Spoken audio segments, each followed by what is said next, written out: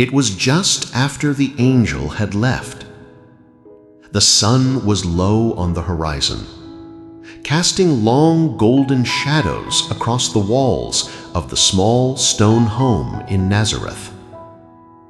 The scent of warm olive oil still lingered in the room, mixing with the soft aroma of baked barley bread and the faint sweetness of pressed figs. Maria sat quietly near the window. Her hands rested in her lap, still trembling gently, not from fear, but from something deeper. A stillness wrapped around her, not just outside, but within. The words of the angel echoed in her memory. Your relative Elizabeth, even in her old age, has conceived a son. Maria closed her eyes, and in the silence she felt it. Not a voice, but a whisper. Not a command, but an invitation. A whisper from the Spirit, soft like morning wind slipping through olive branches.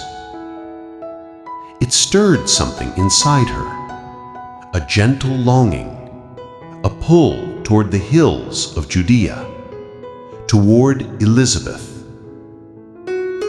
She rose from the cushion slowly. With quiet fingers, she folded a woven shawl, placing it beside a linen pouch filled with bread. A small flask of water, a bit of dried fruit, and a pair of well-worn sandals were all she would carry. The light outside turned softer, the kind of light that belongs to early dawn, the kind that doesn't shout but hums gently, welcoming a new day. She looked around the room one more time. The carved wooden table, her mother's oil lamp, the blanket draped neatly over the bench where her father once prayed.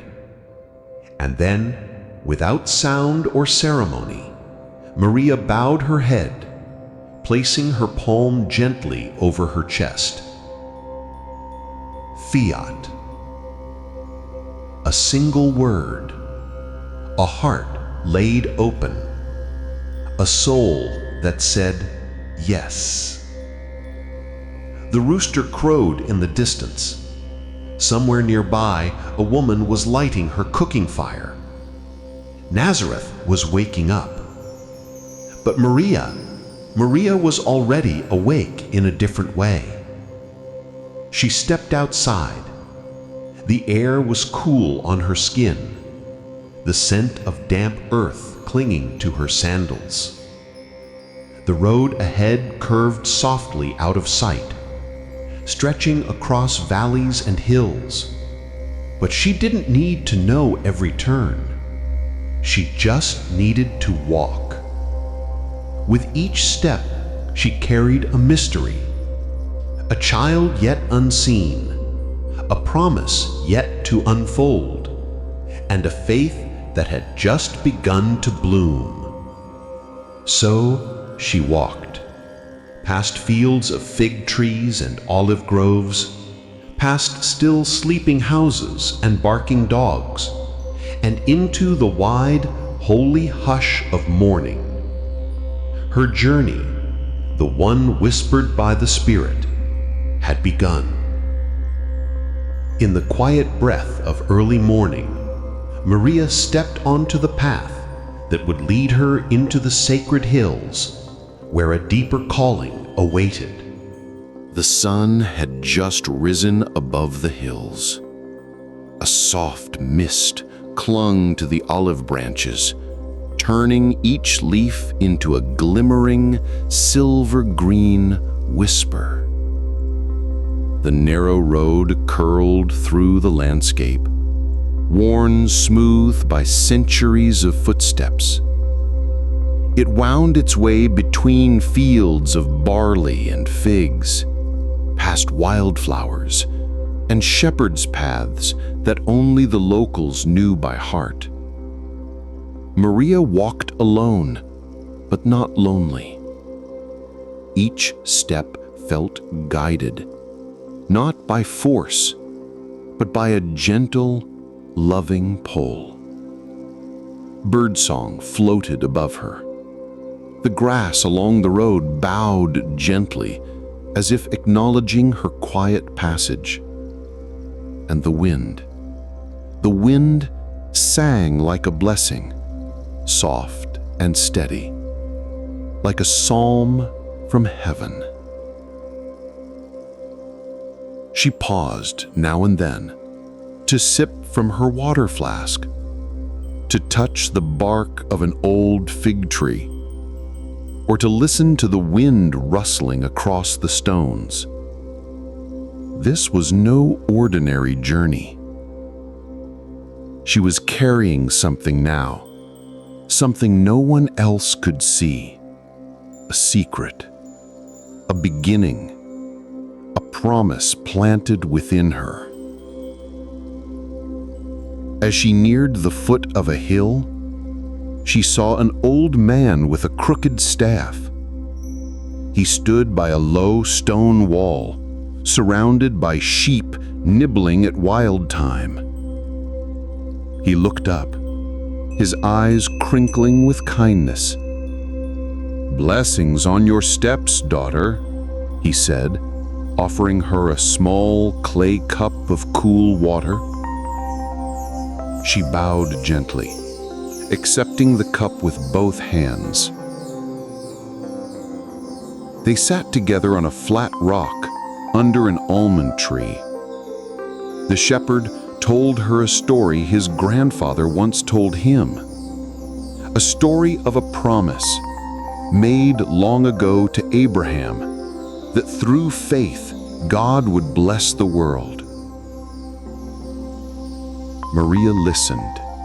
The breeze lifted a strand of her hair, and the shepherd's voice seemed to echo through the ages. It was a quiet kind of miracle.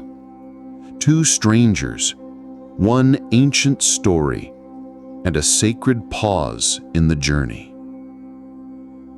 Before leaving, she thanked the man, and he touched her forehead lightly with 2 fingers. "Walk in grace, and do not be afraid." She continued, up the ridge, over loose stones and thorny shrubs. Her legs grew tired, but her spirit felt stronger. The sky turned a deeper blue overhead, and in the valley below she could see olive groves stretching like green rivers. She reached a wide, flat stone beside the road and sat beneath a large terebinth tree. From a small pouch, she pulled out a scroll fragment, not much longer than her hand. It was a verse her father had given her long ago. She whispered the words, her voice barely above the breeze. "The Lord is my light and my salvation. Whom shall I fear? The Lord is the stronghold of my life. Of whom shall I be afraid?" Her lips trembled softly at the end. The psalm wasn't just a prayer. It was a companion, a melody she carried in her bones. She pressed her palm gently to her stomach, as if acknowledging the growing presence inside her, still silent but alive. The road ahead faded into gold and shadow, and birds circled lazily in the sky. She stood once more, adjusting the shawl on her shoulders, and without words, she resumed her steps. The hills of Judea waited. The house of her cousin stood just beyond them, and with each step, Maria moved closer to the mystery and to the joy that was still unfolding. As the evening sun dipped behind the hills, she saw rooftops in the distance, stone walls wrapped in vines, smoke curling from a chimney. She had arrived. And so begins the next part of this sacred story. The sun dipped low, casting golden ribbons across the hills of Judea. Maria's steps slowed as she neared a familiar stone path, its curves etched gently into the land. She paused for a moment, just long enough to take it all in. Before her stood a humble home, small and sturdy, its walls softened by time, its roof framed in olive branches and red clay tiles. Moss clung gently to the stones, as if wrapping the house in a quiet embrace. The scent of baked bread drifted from the open window, mingling with the evening air. And there, by the wooden doorway, stood Elizabeth. Her frame was gentle, but her presence strong. Her belly round with promise, and her silvering hair catching the last light of day. She placed her hand above her brow, shielding her eyes as she looked down the path. And Maria raised her hand, not to wave, but to wipe away the tears she didn't know had come. 2 women, 2 mothers, 2 miracles. They didn't run, they didn't shout. They simply walked toward one another as though their souls had already embraced before their arms did. When Maria reached the threshold, Elizabeth opened her arms wide. There were no rehearsed greetings, no formal blessings, only the softest of sighs, as if heaven had just breathed into the moment. Elizabeth pulled Maria in gently, her hands warm and trembling.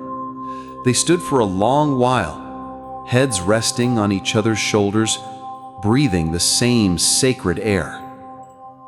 Inside, the home was quiet.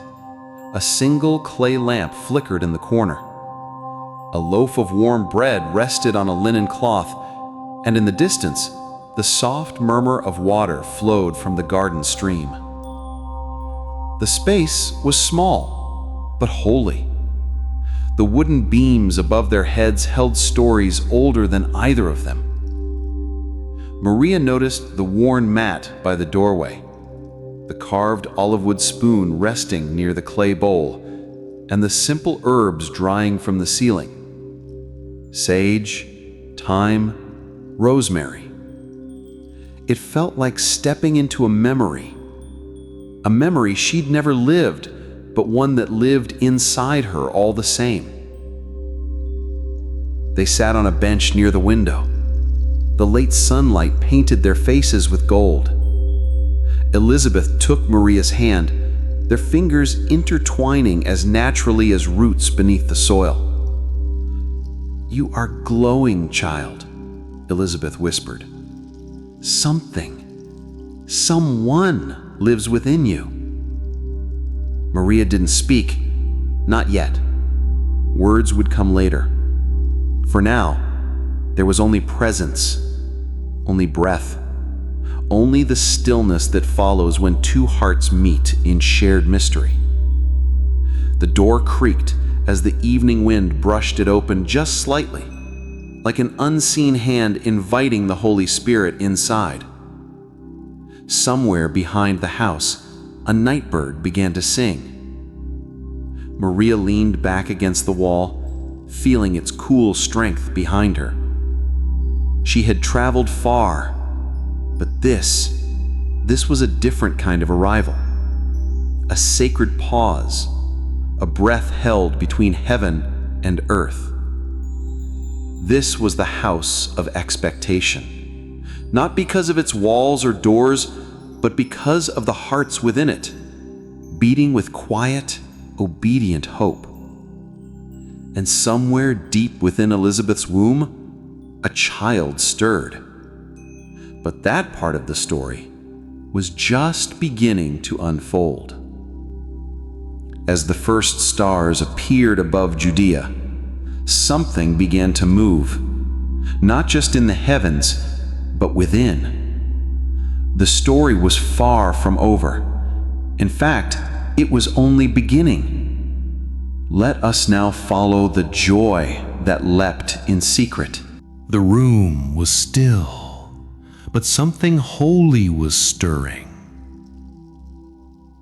As Maria stepped further inside, Elizabeth stood frozen for a moment, her eyes wide, not with fear, but with awe.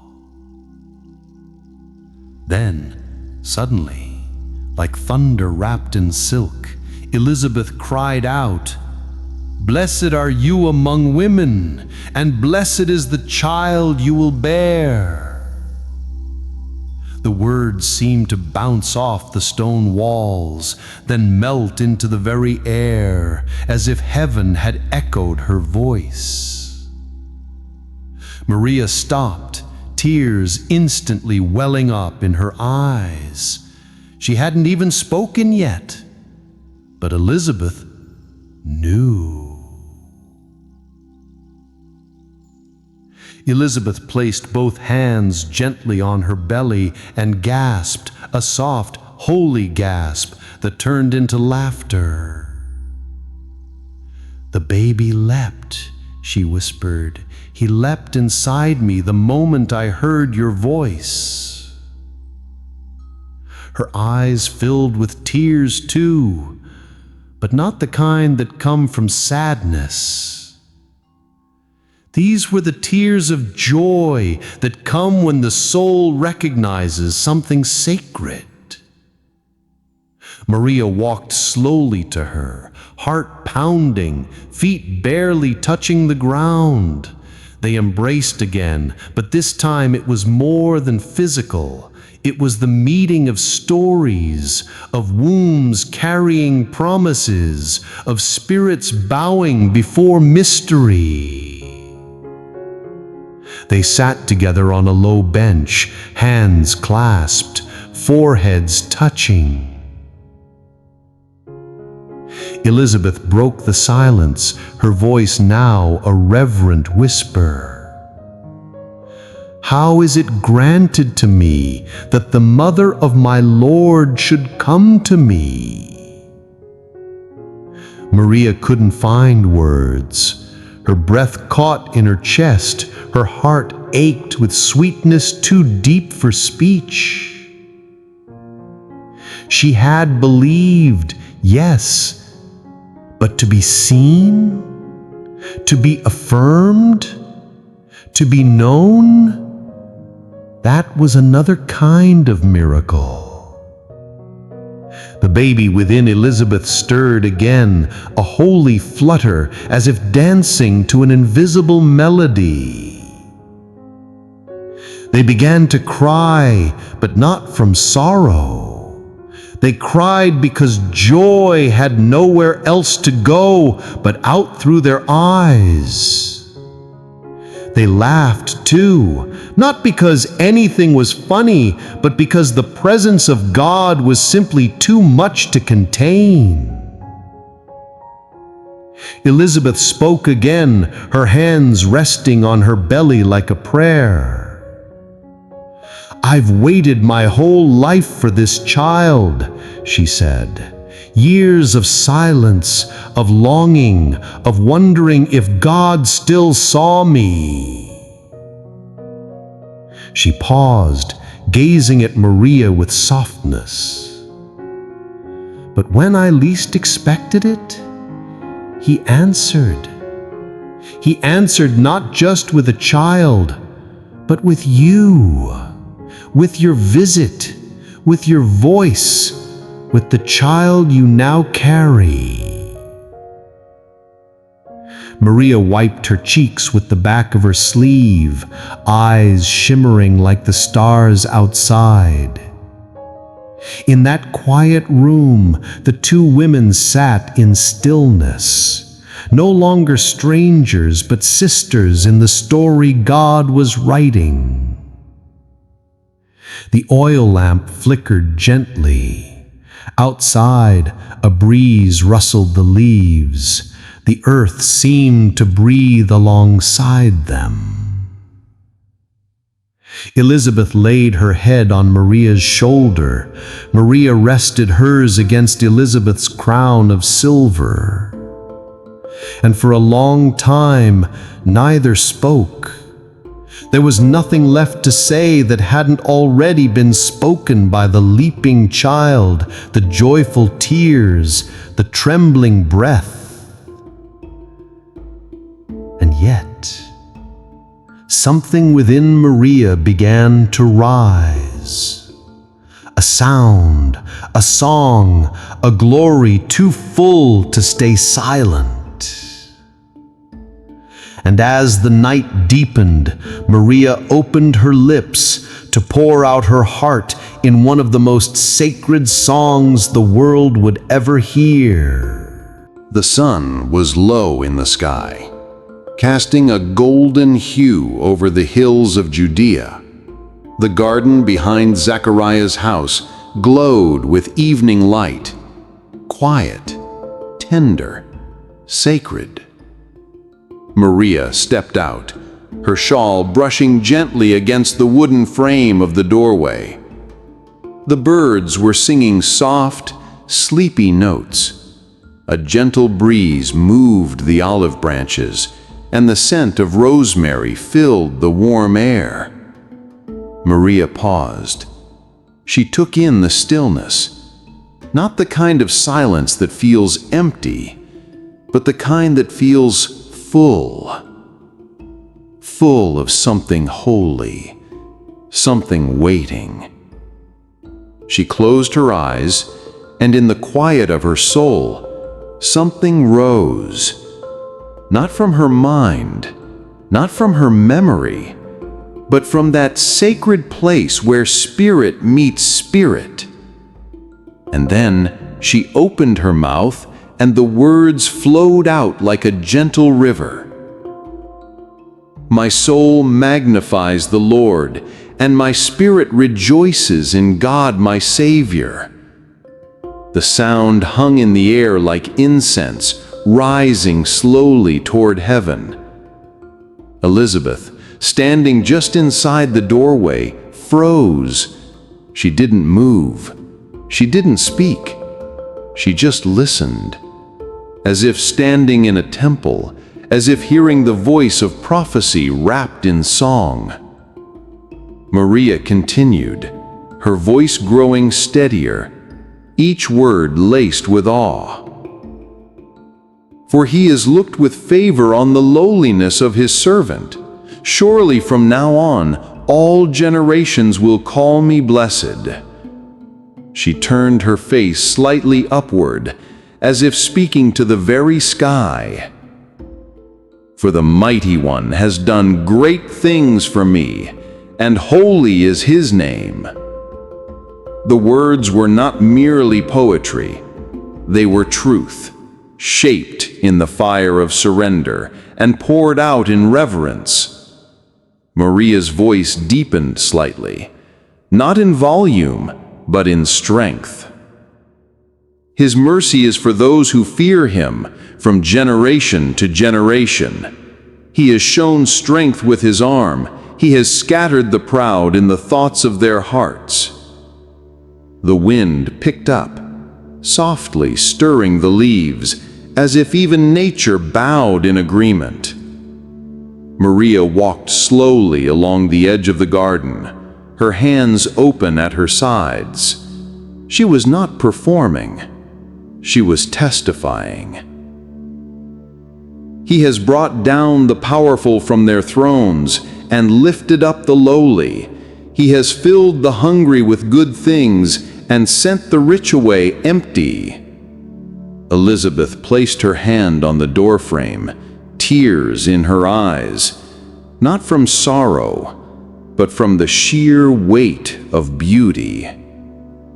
Inside that simple garden, surrounded by stone walls, time seemed to stop. There was no yesterday, no tomorrow. Only now, only praise.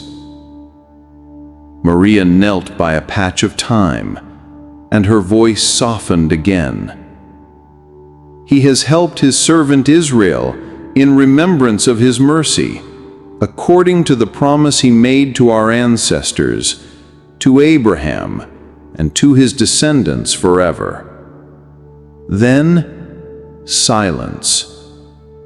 Maria looked up to the sky, tears on her cheeks, but a calm smile on her lips. The prayer had not come from obligation. It had not come from custom. It had come from overflow. Elizabeth stepped outside, walking softly across the stones, and sat beside her. Neither spoke at first. They didn't have to. Their silence was its own kind of worship. Finally, Elizabeth whispered, "That was a song from heaven." Maria looked over, her eyes soft and full of wonder. "No," she said gently, "that was a song from my soul." And as the sun dipped behind the hills and shadows danced across the walls, the two women remained in the garden, wrapped not just in shawls, but in the warmth of divine joy. And so the days together began, sacred, slow, filled with stories and sisterhood and the quiet unfolding of grace. The days that followed unfolded like fabric laid out under the morning sun, quiet, warm, and sacred. Maria and Elizabeth, two women bound by promise, by miracle, and by the hush of holy mystery, shared the rhythms of life together. They kneaded bread in the early light, their fingers moving through dough as naturally as breath. They ground olives, their laughter echoing softly through the stone kitchen. As the fire crackled in the clay oven, the air filled with the scent of rosemary and the low hum of songs passed down for generations. Some songs were prayers, others were memories, all were sacred.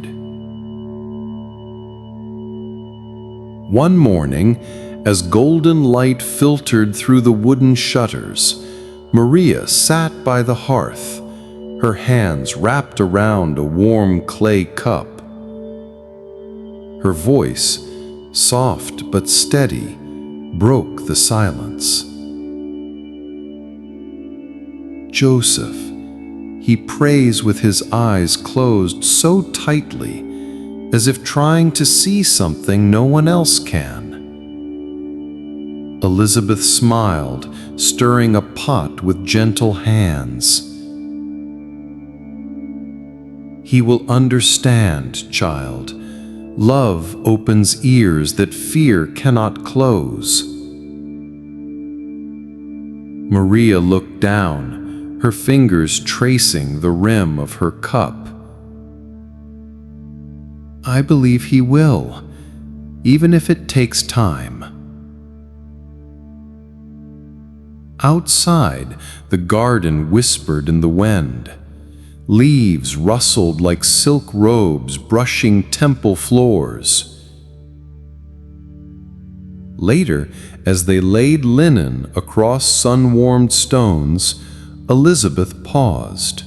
She pressed a palm to her belly, smiling with a knowing only mothers hold. I waited so long to feel this. So many nights, I whispered into the dark, wondering if God had forgotten me. Maria stopped folding cloth and looked at her cousin with quiet reverence. But he hadn't. Elizabeth nodded. No, he was writing a story, and I just didn't know which page I was on yet. The two women sat beneath an olive tree, its branches arching above like a gentle canopy.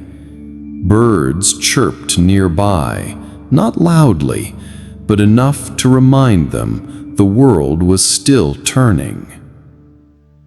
They spoke of dreams, not the ones at night, but the ones held deep inside where doubt tries to hide. They spoke of hope, of fear, of what it meant to carry something holy inside a body that's still bruised and tired. One afternoon, as shadows stretched across the floor, Elizabeth whispered, "You know, Maria, you are the first tabernacle of grace. He chose you, Maria, not for your strength, but for your surrender." Maria's eyes filled with quiet tears, not from sadness, but from something deeper, something like recognition. She reached for Elizabeth's hand, and for a moment their fingers rested together on the worn wooden table.